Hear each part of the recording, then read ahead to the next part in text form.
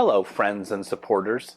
I decided it was high time for an official update on the progress of my L'Atelier de l'Amour project, which started just over 2 years ago. Please look back at the earlier videos if you are not familiar with this project yet. The funding campaign, launched in the spring of 2023, was overwhelmingly successful. Thank you. I am so grateful. It enabled me to return to New York that May for a second day in the Atelier 17 artist Krishna Reddy's archives at New York University, followed by additional time interviewing his wife, Judy Reddy, another Atelier 17 artist. I spent several hours just outside of the city at the home and studio of Atelier 17 artist Adrian Cullum, where we looked through literally hundreds of prints and plates by her and her late husband, Sergio Gonzalez Tornero, before I returned to New York City to look through some prints by Fred Becker in the collection of one of his former colleagues. I then flew to Washington, D.C. to spend a couple days at the Smithsonian's Archives of American Art reviewing the papers of Fred Becker. I even spent an evening with my good friend Ed Nippers, who spent some time working at Atelier 17 in the 1980s.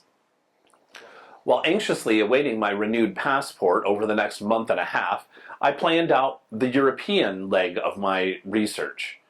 In July, I set forth for London, where I spent 2 days at the Stanley Hayter archive at the Tate Gallery.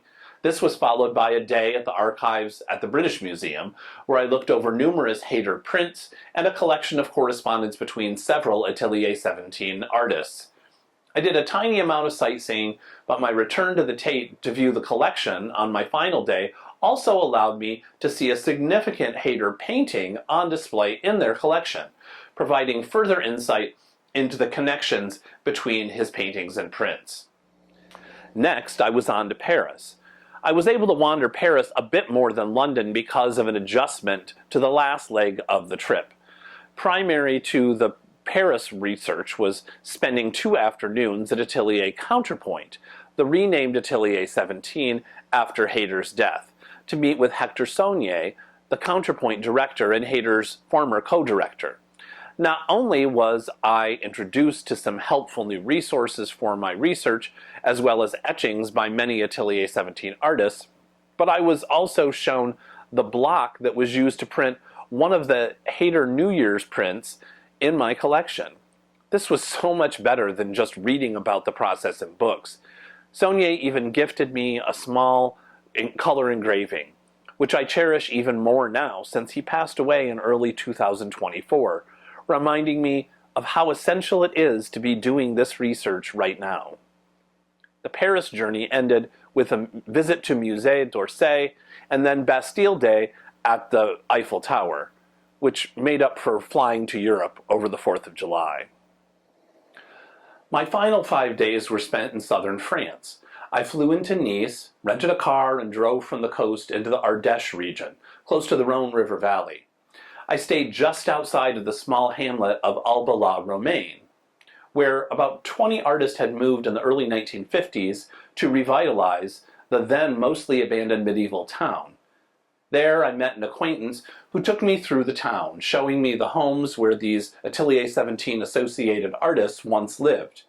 One was the home of Stanley Hayter and his second wife Helen. Another was the home of American expatriate artist Hope Manchester and Ted Appleby. My friend actually has numerous materials that he cleaned out of these homes after the artists passed and their families were selling the buildings. From him, I was able to acquire a New Year card engraving by Hayter inscribed to Hope and Ted. I also learned of a new Atelier 17 couple. After Hope's death, Ted eventually became involved with Patricia Sanderson, another artist who had settled in Alba. That was information not really known outside of the region. Returning to the US, I spent the remainder of 2023 processing my approximately 4,000 photos of archival material into PDFs that I can now search as I continue the research. Additional books have been obtained, some in French and Italian, which I'm still translating.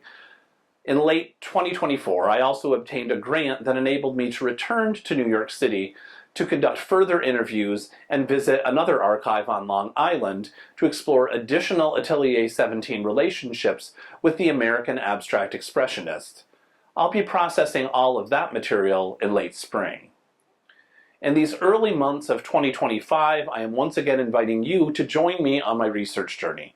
My goal is to take one final research trip to France sometime in 2025, to complete the final interviews and investigations into some of the couples of Atelier 17. During the first trip, schedules did not align for me to meet with one of the artists.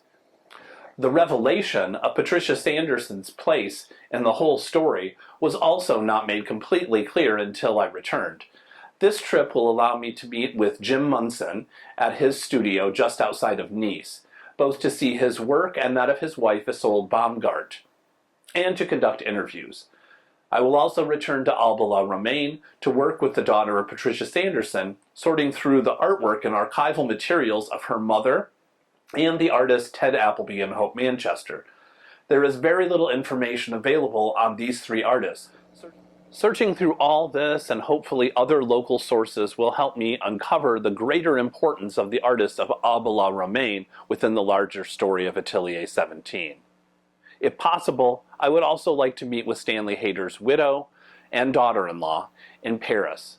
The latter has created an archive of works and resources of Hayter's second wife, Helen Phillips, which would be invaluable in fleshing out the period of their time together. Once again, time is of the essence. As I have stated previously, one of the artists I met with in 2023 passed away in early 2024. The remaining individuals are mostly in their 80s. Additionally, I have recently submitted my application for a teaching sabbatical for the fall of 2025. If approved, this will allow me to complete research in the spring or summer and do the bulk of my writing and publisher approaches during the fall before returning to teaching in 2026. Very soon, I will be announcing an Ocala area fundraising event, though I know that does not work for many people. I have also simply increased the amount of the original campaign in order to keep all the project information and details in one place. Like before, I do not only need you to consider what you might be able to give to this travel research fund, but to consider with whom you might share this project. My network is pretty wide, but it is not necessarily sufficient to meet this new goal. Whenever I explain the project to people unfamiliar with it, they are both intrigued and enthused. But I need some introductions from you to people I have not yet met. So stay tuned for a new update, and whether you have already been on this journey with me or are coming in during this later stage, I want to thank you for any and all assistance that will help me to cross this research finish line.